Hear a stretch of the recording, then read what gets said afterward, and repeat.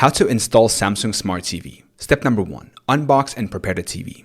Carefully remove the TV from the box and place it on a flat surface. Avoid touching the screen directly. Attach the TV stand or wall mount according to the instructions provided with your TV model.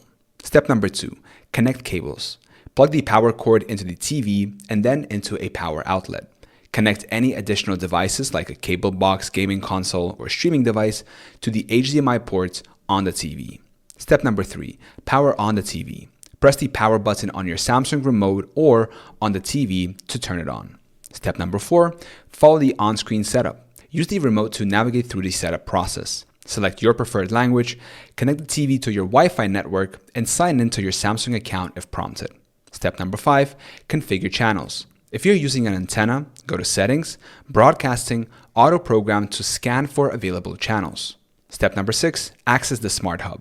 Press the home button on your remote to access the Smart Hub, where you can download apps, configure settings, and access streaming services. Step number 7. Adjust picture and sound settings. Go to Settings, Picture and Settings, Sound to adjust picture and audio settings to your preference.